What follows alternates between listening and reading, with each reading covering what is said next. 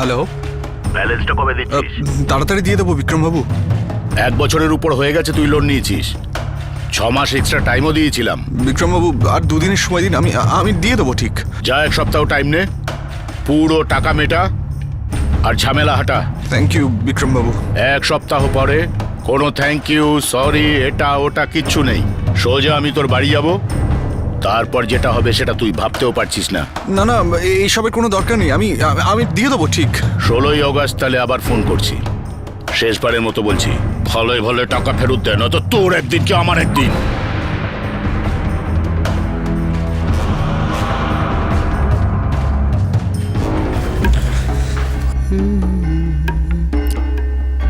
ওই ওই অমিত, ভূত দেখেছিস নাকি?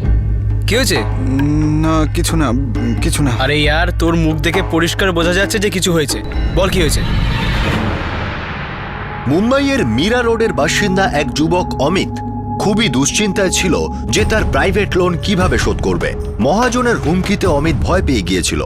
তার কাছে নিজের বাড়ি আর নিজের প্রাণ বাঁচানোর জন্য 1 সপ্তাহ ছিল।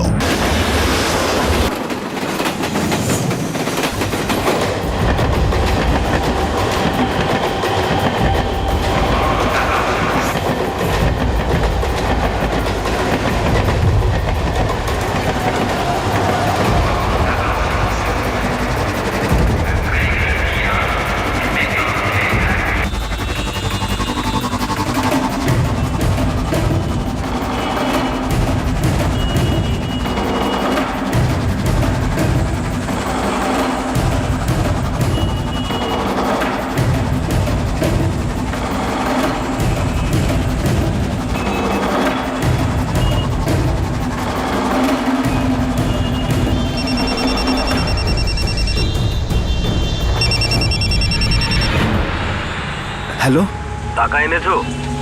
হ্যাঁ টাকা আমার সঙ্গেই আছে। ঠিক আছে, এবার ট্রেনে ওঠো আর আন্ধেরি চলে এসো। আন্ধেরি? কিন্তু আমার ছেলে কোথায়? যা বলেছি তাই করো। আন্ধেরি স্টেশনের স্কাইওয়াকে চুপচাপ দাঁড়িয়ে থেকো, ফ্লাইওভারের কাছে। দেখুন দাদা, আমাকে বলুন প্লিজ, আমার ছেলে আছে কোথায়? আমাকে একবার রমেশের সাথে কথা বলতে দিন। হ্যালো। 17ই অগস্ট 2012 একজন দুশ্চিন্তাগ্রস্ত বাবা মাধব নারায়ণ নিজের অপহৃত ছেলের মুক্তিপণ নিয়ে বাড়ি থেকে বেরিয়েছিলেন। অপহরণকারী একটা রিমোট কন্ট্রোলের মতো তার মুভমেন্ট নিয়ন্ত্রণ করছিল। অসহায় মাধব নারায়ণ নিজের ছেলেকে বাঁচাতে মরিয়াছিলেন।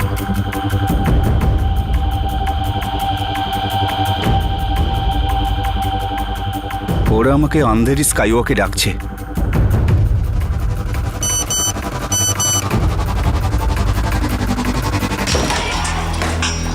স্যার, বান্দ্রা থেকে ওকে এখন আন্ধারি স্টেশনে যেতে বলা হয়েছে। এবারে কলটাও নতুন নাম্বার থেকে, আর কল করার পরেই ফোনটা বন্ধ হয়ে গেছে। মানে ওরা জেনে গেছে যে মাধব নারায়ণ আমাদের কাছে চলে এসেছে, সেই জন্য সিম কার্ড পাল্টে ফোন করছে। আমার তো শুধু এই ছেলেটাকে নিয়ে চিন্তা হচ্ছে। স্যার, আমাদের কনস্টেবলরা ওর উপর নজর রাখছে। ওদের বলো প্রতি সেকেন্ডে যেন নজর রাখে।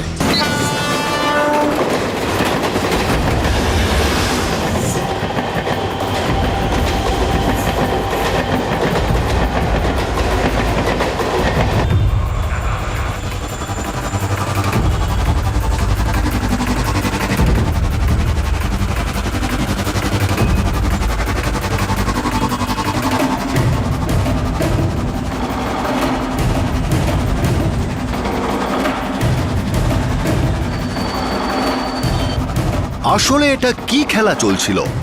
কে ছিল এই অপহরণের পান্ডা, আর এই অপহরণ কেন হয়েছিল? তোমরা এই জায়গাটা ভালো করে একটু দেখো, সিমেন্ট একটু কম আছে। হ্যাঁ হ্যাঁ, মাধববাবু, 2জন মিস্ত্রি কম পড়ছে। ওই মুরগেন আর কুমারসি না? হ্যাঁ স্যার, ওরা দুজনই। স্যার, প্রত্যেক 2 দিন অন্তরই কামাই করছে ওরা। সচিন একটা কাজ করবে, হ্যাঁ। যখন ওরা কাজে আসবে না তখন ওদের স্পষ্ট বলে দেবে, আর যদি একদিনের জন্য ছুটি নেয় একেবারে ছুটি করে দেবে। হ্যাঁ ঠিক আছে স্যার। ইঞ্জিনিয়ার সাহেবের ফোন। চিন্তায় আছেন, কাজ হয়নি না? হ্যালো। মাধব নারায়ণ? হ্যাঁ আমি বলছি, আপনি কি বলছেন? আমার 10 লাখ টাকা চাই। কি? কে তুমি? যেই হই, কথাটা শোনো। আমি তোমাকে ফোন করেছি কারণ তুমি 10 লাখ টাকা দিতে পারবে, আর তোমাকে দিতেই হবে। পাগল হয়ে গেছো নাকি? তোমার ছেলে রমেশ আমার কাছে আছে, আমার হাতের মুঠোয়। তার মানে তোমার বড় ছেলেকে আমরা কিডন্যাপ করেছি। আর যদি তুমি 10 লাখ টাকা না দাও তাহলে তোমার ছোট ছেলে একমাত্র সন্তান হয়ে থাকবে। বেশি ভেবো না, আর পুলিশের কথা তো ভেবোই না। ঝটপট টাকা জোগাড় করো, ক্যাশ, তারপর ফোন করছি।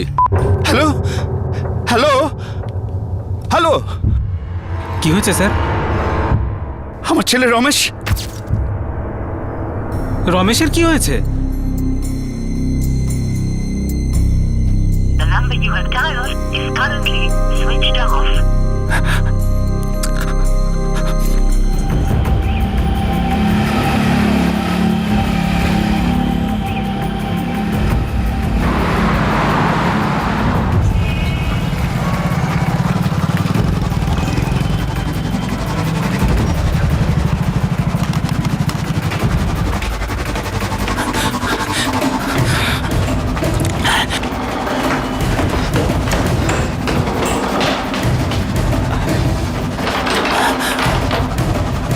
স্যার ওই অমিতকে ফোন করুন না, ও তো রমেশের সঙ্গেই থাকে সবসময়। The number you have dialed is currently switched off. অমিতের ফোনটাও বন্ধ বলছে। স্যার ওই অমিতের কাছাকাছি কোথাও ব্যবসা আছে না? হ্যাঁ, মিরা রোড সবজি মার্কেট।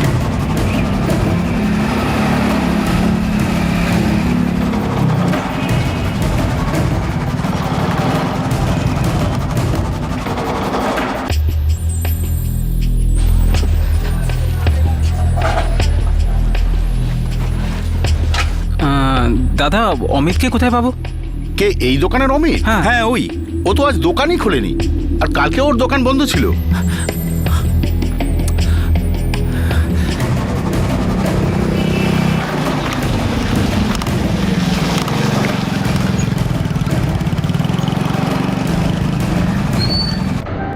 না তো, রমেশের তো কোনো ফোন আসেনি। কি হয়েছে বলো না। সমীর কোথায়? সমীর তো ক্লাসে গেছে। তোমরা মনে হয় আমার কাছে কিছু লুকোচ্ছ।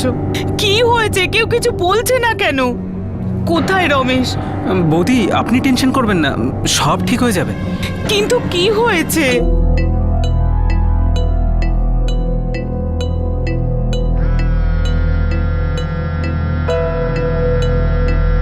কি হয়েছে বাবা?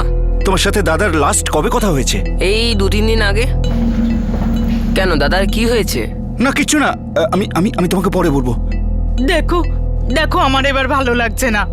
এক্ষুনি বলো কি হয়েছে। মিরে আমার একটা ফোন এসেছিল, সেই লোকটা আমাকে বলেছে ও নাকি রমেশকে কিডন্যাপ করেছে আর আমার থেকে 10 লাখ টাকা চেয়েছে। হে ভগবান, হে কি বলছো তুমি? আর বৌদি আপনাদের মীরা রোডের ফ্ল্যাটটাও বন্ধ আছে, আর রমেশের ফোনটাও বন্ধ বলছে। আর টাকার জন্য যে লোকটা আমাকে ফোন করেছিল সে বলেছে আমাকে পরে নাকি ফোন করবে, কিন্তু ওর ফোনটাও এখন বন্ধ বলছে। তোমরা তোমরা অমিতের সাথে কথা বলেছো? ও তো রমেশের সাথেই থাকে, ও কিছু জানবে হয়তো। অমিতকেও ফোনে পাচ্ছি না, আর 2 দিন ধরে ওর দোকানটা বন্ধ আছে।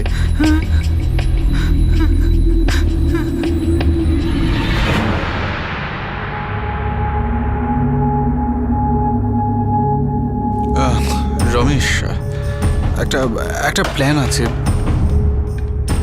প্ল্যান? কিসের প্ল্যান? আগে বল, তুই চেঁচাবি না, আমি যেটা বলবো সেটা শুনবি। বল ভাই, কি হয়েছে কি? তুই যদি একটু সাহায্য করিস তাহলে আমাদের সবার লাইফ সেট হয়ে যাবে। আমাদের আমাদের সবার? অমিত স্পষ্ট করে বলতো কি হয়েছে? 10 লাখ টাকা চাইবো তোর বাবার কাছে। কি? 10 লাখ আমার বাবার থেকে?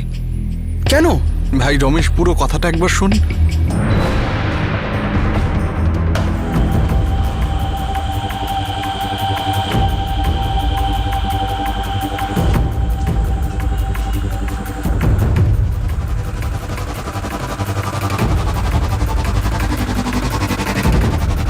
তোরা দুজনে এসব ভাবলি কি করে? তোরা আমার বাবাকে ফাঁসাবি? আরে ভাই, আমার কথাটা একটু বোঝার চেষ্টা কর। 10 লাখ টাকাই শুধু তোর নয়, আমাদের সবার লাইফ সেট হয়ে যাবে। লাইফ সেট হয়ে যাবে? আর তুই অমিত, তুই পাগল হয়ে গেছিস? তুই এরকম ভাবলি কি করে? আমার বাবা তোর জন্য কি না করেছে, কত হেল্প করেছে, তারপরেও তুই এরকম কাজ করবি? হ্যাঁ বল। আরে ভাই রমেশ, একটু বোঝার চেষ্টা কর ভাই।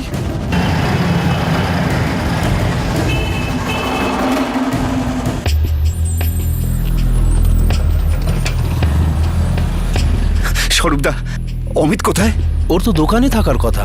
কি ব্যাপার মাধববাবু, কি হয়েছে? আমার ছেলেকে কেউ কিডন্যাপ করেছে, টাকার জন্য ফোনও করেছিল। রমেশের ফ্ল্যাটে তালা লাগানো, আর আপনার ছেলের ফোন বন্ধ বলছে। হে ভগবান, এ আপনি কি বলছেন? স্বরূপদা, রমেশের জন্য আমার খুব চিন্তা হচ্ছে। মাধব বাবু, আমার কথা বিশ্বাস করুন, আমি সত্যি কিছু জানি না। অমিতকে তো 1 সপ্তাহ ধরে দেখিইনি, অনেক দিন হয়ে গেল, বাড়িও আসেনি। মাধববাবু, ওই কিডন্যাপারটা তো আর কোনো ফোন করলো না। মনে হচ্ছে কিছু ঝামেলা আছে। আমি কি বলি, আমাদের পুলিশের কাছে যাওয়া দরকার। মাধব নারায়ণ বৈশোরের বাসিন্দা ছিলেন। এটা থানে জেলার অন্তর্গত, মুম্বাই থেকে প্রায় 110 কিলোমিটার দূরে। মাধবের মুম্বাইয়ের মীরা রোড এলাকায় একটা ফ্ল্যাট ছিল, যেখানে তার বড় ছেলে রমেশ থাকত। যেহেতু রমেশ মীরা রোড থেকে অপহৃত হয়েছিল, তাই মাধব নারায়ণের অভিযোগ মীরা রোড পুলিশ স্টেশনে করা হয়। স্যার, রমেশ আমার বড় ছেলে। কান্দি ভ্যালি কমার্স কলেজে ও পড়ে। আর মীরা রোডে থাকে। ওটা আমারই একটা ফ্ল্যাট স্যার, তাই রমেশ ওখানে থাকে। স্যার, আমার কাজকর্ম, বাড়ি সব বৈশরে, তাই বাড়ি থেকে রমেশের কলেজে যাতায়াত করা খুব মুশকিলের ব্যাপার ছিল। আপনি ওখানে কি কাজ করেন? কনস্ট্রাকশন লাইনের আমি কন্ট্রাক্টর স্যার। এই যে অমিত আপনার ছেলে? হ্যাঁ স্যার, মাধব বাবু আমার আর আমার ছেলের অনেক উপকার করেছেন। 15 বছর ধরে একে অপরকে চিনি। সময়টা খুব একটা ভালো যাচ্ছে না, আর বেচা কেনাও খুব একটা ভালো হচ্ছে না। এখানকার মার্কেটেও না জিনিসপত্রের দাম বড্ড বেশি। আমাদেরও তো সস্তার জন্য অন্য জায়গা থেকে মাল আনতে হয়। মাঝে সাঝে আসা যাওয়ারও খরচ ওঠে না। আগে তো আমি কাজকর্মের জন্য মীরা রোডেই থাকতাম, তারপর তো আমি এখানে এসেছি। ওখানকার মার্কেট ভীষণ ভালো, আপনারা তো ওখানেই ব্যবসা করতে পারেন। এখন এখানকার এতদিনের ব্যবসা ছেড়ে ওখানে কি করে যাই বলুন? এখানকার ব্যবসা আপনি সামলান, অমিতকে মীরা রোডে পাঠান। বাবু, জায়গাটা যদি এতই ভালো হয় তাহলে তো ওখানে জায়গা পাওয়াটাও একটু অসুবিধার ব্যাপার। হ্যাঁ, জায়গা পাওয়া একটু অসুবিধা আছে, কিন্তু অসম্ভব নয়। আমি তোমাকে সাহায্য করতে পারি, আমার মনে হয় তাতে কাজ হবে। উনি আমার ছেলেকে মিরার রোড মার্কেটে একটা দোকান পাইয়ে দিয়েছিলেন। সবকিছুর ব্যবস্থা উনিই করেছিলেন এই 1.5 বছর আগে।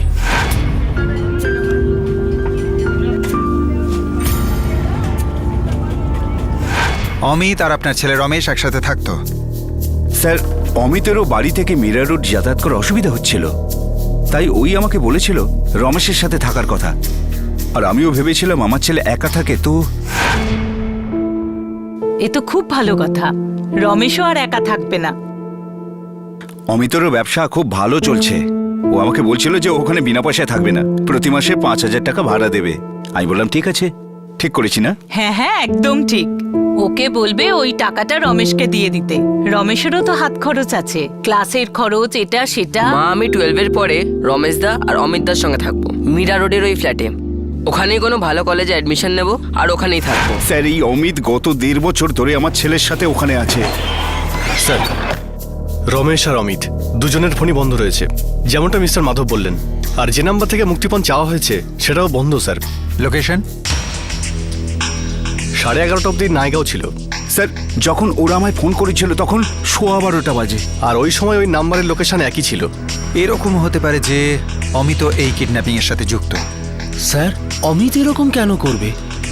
না না, ও এরকম করতেই পারে না, তাও আবার মাধববাবুর মতো দেবতুল্য লোকের সাথে। কোনোদিন নয়। স্যার, যে লোকটা আমাকে ফোন করেছিল সে অমিত মোটেই নয়, এই ব্যাপারে আমি নিশ্চিত, কারণ ওর গলা আমি চিনি। হয়তো আমার ধারণাটা ভুল, কিন্তু আপনাদের দুজনকেই বলছি, এই কেসটাতে ইতিমধ্যে আমরা যে ইনফরমেশন পেয়েছি সেই অনুযায়ী সন্দেহের তীরটা অমিতের দিকে যাচ্ছে। কলার আপনাকে ফোন করে 10 লাখ টাকা মুক্তিপণ চেয়েছে। এ থেকে এটাই পরিষ্কার যে কলার জানে আপনার 10 লাখ টাকা দেওয়ার ক্ষমতা আছে। তার মানে সে আপনাকে ভালোভাবেই চেনে, কিন্তু সে দ্বিতীয়বার আপনাকে ফোন করলো না। খুব বড় খেলোয়াড় বলেই মনে হচ্ছে আমার। স্যার, আমার ছেলে আমার কাছে আমার সব কিছু। টাকা তো জীবনে আসবে আর যাবে, আপনি বলুন না স্যার কি করতে হবে, কেমন করে করতে হবে, কিন্তু আমার ছেলের যেন কিছু না হয়। স্যার, আপনি এসব চিন্তা করবেন না, আমি পার্সোনালি আপনার প্রতিটা কল মনিটরিং করব। এখন যদি ওদের ফোন আসে আমি কি বলবো? কথায় ব্যস্ত রাখবেন। বলবেন যে রমেশের সাথে কথা বলতে চাই। আমরা যতটা বেশি সময় পাবো তত তাড়াতাড়ি আমরা কলারদের লোকেশনের ব্যাপারে জানতে পারবো।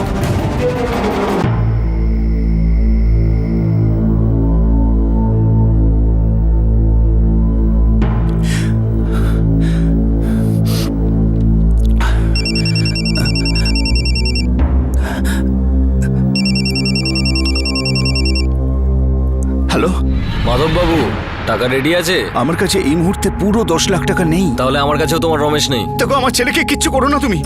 আমি তোমাকে হাত জোর করছি। হাত জোর করো না, মুঠো খোলো সেট। পুরো টাকাটা চাই। কাল সকালে ব্যান্ড্রা ওয়েস্ট স্কাই ওয়াকে চলে এসো, ঠিক 10টায়। একবার আমার ছেলের সাথে আমাকে কথা বলাও, আমি ওর সাথে একবার কথা বলতে চাই। কথা বলার জন্য সারা জীবন পড়ে আছে সেট। টাকা জোগাড় করার জন্য কিন্তু কাল সকাল অবধি সময় আছে। কি হয়েছে? কি বললো? রমেশ ঠিক আছে তো? আমাকে টাকা নিয়ে বান্দ্রা স্কাইওয়াকে যেতে বলেছে। বললো যে টাকা পাবার পর রমেশকে ছেড়ে দেবে। তো দিয়ে দাও না টাকা, আমার রমেশের কিচ্ছু যেন না হয়। আমি এটা বলে দিচ্ছি তোমায়, টাকা দিয়ে দাও ওকে।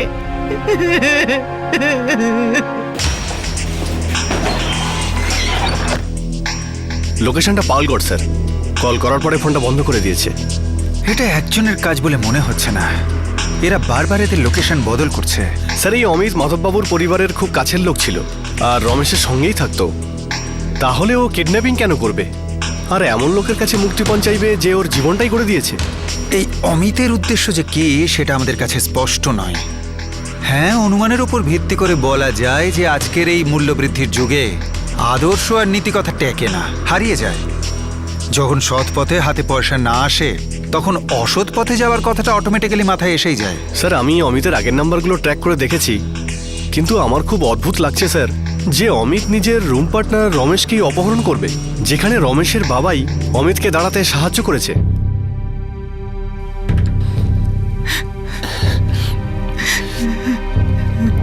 আমাদের অমিত এরকম কাজ করলো?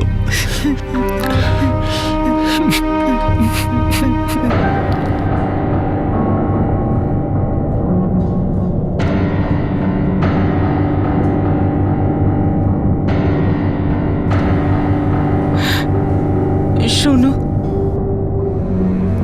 অমিত এরকম কেন করছে? মীরা, এখনো জানা যায়নি যে এটা সত্যি সত্যি অমিতই করছে। শুধু শুধু দোষারোপ করা ঠিক হবে না। যদিও কিছুই না করে তাহলে লুকিয়ে আছে কেন? আমার তো মনে হচ্ছে এতে অমিতেরই হাত আছে।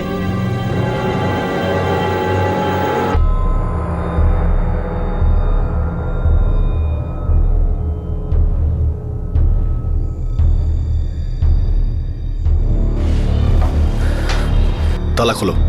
Yes sir.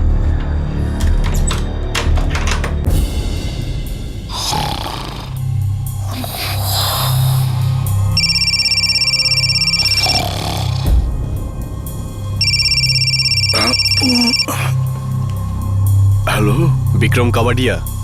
হ্যাঁ বলছি। স্যার, বাড়িতে কিচ্ছু পাইনি, সবকিছু একদম নর্মাল, যেমনটা ছিল তেমনটাই। ওই মহাজন বিক্রম কাপাডিয়া, যার নম্বর অমিতের কল লিস্টে ছিল, তার সঙ্গে কথা হয়েছে। অমিত ওর কাছে টাকা ধার নিয়েছিল, ওকে আমি থানায় ডেকেছি।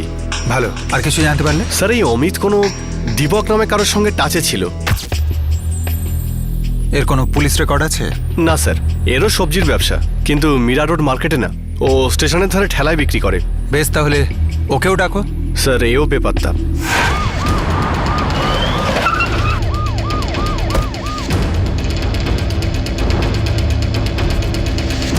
কোথায় গেছে কিচ্ছু জানাইনি। কবে গেছে? আজ সকালেই গেছে। আজকে দোকানে যায়নি? মনে হয় যায়নি, আমাকে তো কিছু বলে না। না, জানি না কোথায় গেছে। স্যার, দীপকের ফোনও বন্ধ রয়েছে। কবে থেকে? আজ সকাল থেকে। Last location Naigaon. তার মানে অমিত জড়িত, এটা এখন স্পষ্ট। আর ও দীপককে সঙ্গী করেছে এই কিডন্যাপিং এ। আমাদের সবার আগে রমেশকে খুঁজে বার করতে হবে। কিন্তু আমি একটা প্রশ্নে আটকে আছি। কি স্যার? কোথাও রমেশ এদের সঙ্গ দিচ্ছে না তো? নমস্কার স্যার, আমি বিক্রম কাপাডিয়া।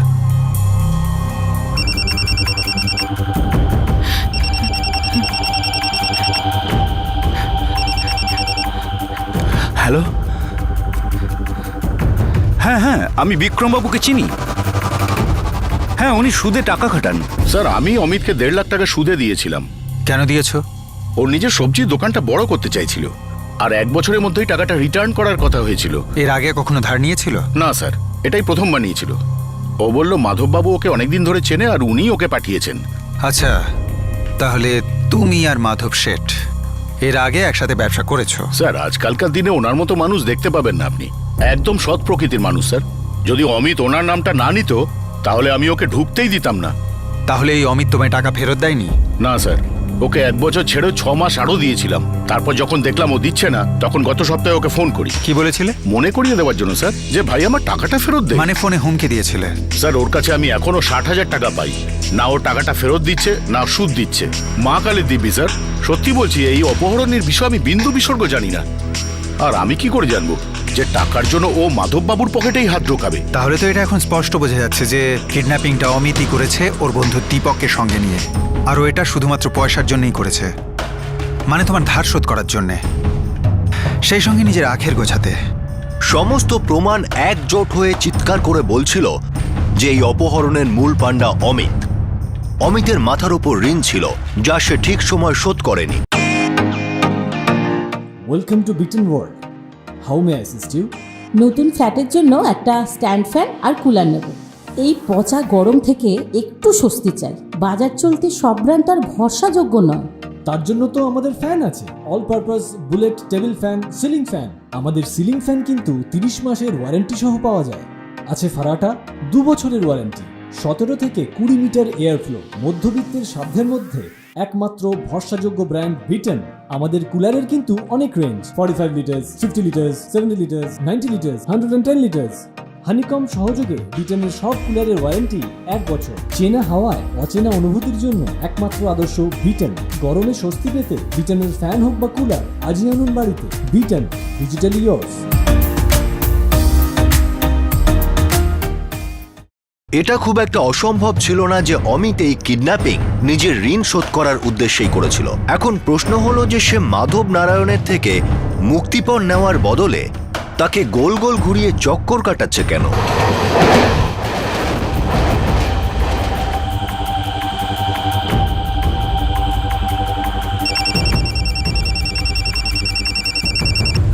হ্যালো, রাত 9টায় যোগেশ্বরী রেল ইয়ার্ড। আরে কি খেলা খেলছো আমার সঙ্গে? এইসব নাটক বন্ধ করো আর আমার ছেলের সাথে কথা বলাও। আমি তো কষ্ট করে টাকাটা এনেছি তোমাদের দেবো বলে।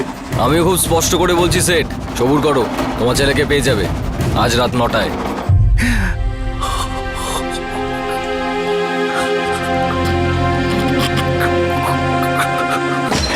স্যার, আবার একটা মিথ্যে কল করেছে। যোগেশ্বরী রেল গুদামে রাত 9টায় ডেকেছে বলেই কেটে দিয়েছে। এখন এই ফোনটা বন্ধ বলছে। প্ল্যানটা কি এই লোকগুলোর?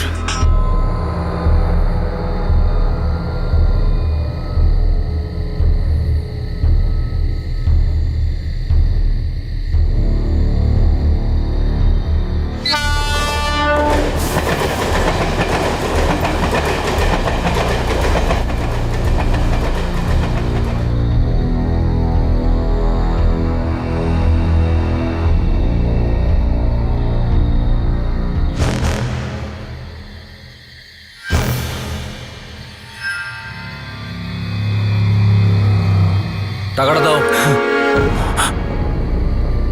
টাকা দাও তাড়াতাড়ি। আমার ছেলে রমেশ কোথায়? টাকা দাও সেট, ছেলে বাড়ি পৌঁছে যাবে। আরে একবার তো কথা বলতে দাও আমাকে। টাকাটা না দিলে কখনো কথা হবে না। তাড়াতাড়ি দাও, তাড়াতাড়ি।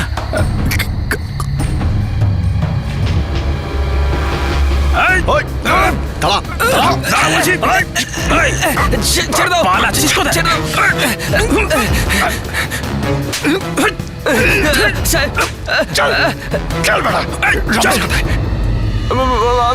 আমি জানি না। ও অমিত জানে। তাহলে অমিত কোথায়? সাহেব আমি জানি না সাহেব, আমি জানি না, আমি জানি না সাহেব, সাহেব আমি জানি না সাহেব।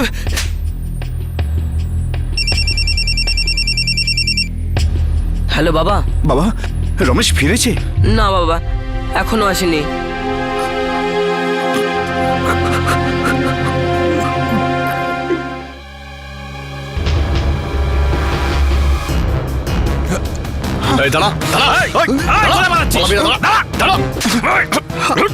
রমেশ কোথায়? আমি জানি না স্যার। রমেশ কোথায়? আমি জানি না স্যার। বল রমেশ কোথায়?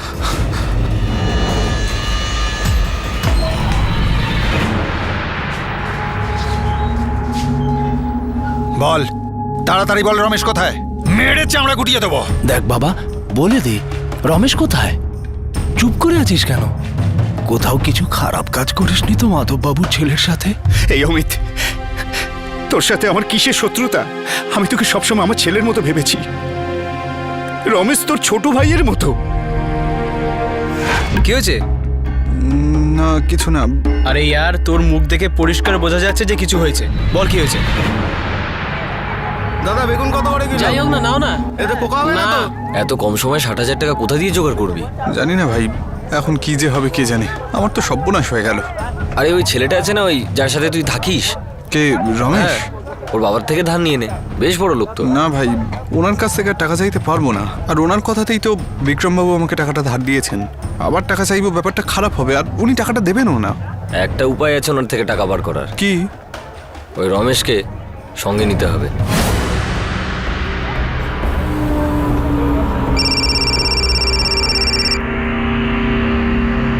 হ্যাঁ অমিত, বল। হ্যাঁ রমেশ, একটা দরকার ছিল ভাই। আরে বল না ভাই, অনেকদিন ধরে তুই মুখ ভার করে রয়েছিস। কি হয়েছে? তুই কি দেখা করতে পারবি আমার সঙ্গে? তাহলে তোকে কথাটা বলতাম। হ্যাঁ বল না, কোথায় দেখা করবি? নয়গাঁও স্টেশনে আসতে পারবি? নয়গাঁও। আরে ইয়ার, এত দূরে? চলে আয় না ভাই, একটু এখানে দরকার আছে। আচ্ছা বাবা, ঠিক আছে, আমি আসছি, কিন্তু কিছু তো বল। দেখ, তুই কিন্তু আমাকে খুব চিন্তায় ফেলছিস। ওকে, তুই চলে আয় না, তখন আমি তোকে সব খুলে বলবো। তুই চলে আয়। হ্যাঁ, আমি তোর জন্য অপেক্ষা করছি। হ্যাঁ অমিত, তুই চুপ করে আছিস কেন? আমার ছেলে রমেশ কোথায়? তোরা আমার বাবাকে ফাঁসাবি? আমার বাবাকে? আরে ভাই, আমার কথাটা একটু বোঝার চেষ্টা কর। 10 লাখ টাকায় শুধু তোর নয়, আমাদের সবার লাইফ সেট হয়ে যাবে। তুই পাগল হয়ে গেছিস? তুই এরকম ভাবলি কি করে? আমার বাবা তোর জন্য কি না করেছে, কত হেল্প করেছে, তারপরেও তুই এরকম কাজ করবি? হ্যাঁ বল। দেখ রমেশ, এত চিল্লাস না, আমাদের সঙ্গে থাক, নাহলে সত্যি কিছু করে দেবো। কি করবি? কিডন্যাপ। কিডন্যাপ? এবার বুঝতে পেরেছি। অমিত, এর জন্য তুই আমাকে এত দূরে এখানে রেখেছিস? আমার মাথায় কিছু আসছিল না। তাই বলে এমন একটা জঘন্য প্ল্যান বানাবি তোর বন্ধুর সাথে? হ্যাঁ, তুই আমাকে কিডন্যাপ করবি? তোরা পাগল হয়ে গেছিস। টাকা না পেলে সত্যি পাগল হয়ে যাব, ডুবে যাব সব শুদ্ধ। তোরা পাগলও হয়ে গেছিস আর ডুবেও গেছিস। তোরা কি ভাবছিস তোরা আমার বাবাকে ফাঁসাবি আর আমি দাঁড়িয়ে দাঁড়িয়ে সব দেখবো? অমিত, আমার দিকে তাকা, আমার চোখের দিকে দেখ। তুই পাগল হয়ে গেছিস? আমার বাবা তোর জন্য কত কিছু করেছে, কত হেল্প করেছে, আর এরপরেও তুই... তোদের দুজনকে ছাড়বো না আমি, জেলে পাঠিয়ে ছাড়বো আমি, দেখিস। ভাই অমিত, যদি এ কিছু বলে দেয় না, পুলিশ আমাদেরকে ঝুলিয়ে ঠ্যাঙাবে। তাহলে ভাই এখন কি করবো বলতো? সবার আগে এই হিরোটাকে আটকাতে হবে, চুপ করাতে হবে একে।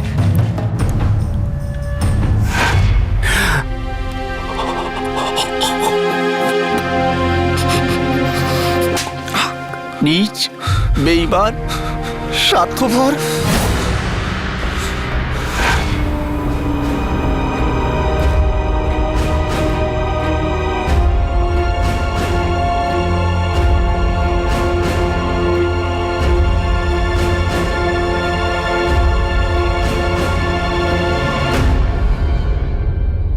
আরে আরে, আমরা এটা কি করে ফেললাম?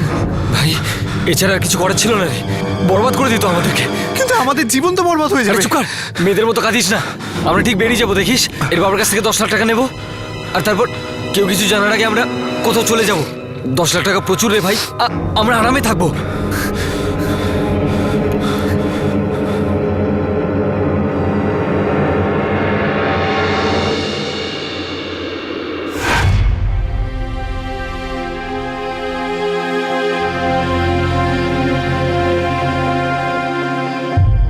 তুমি এক কাজ করো, ওই পুকুরের কাছে একটা টিম পাঠাও। Yes sir.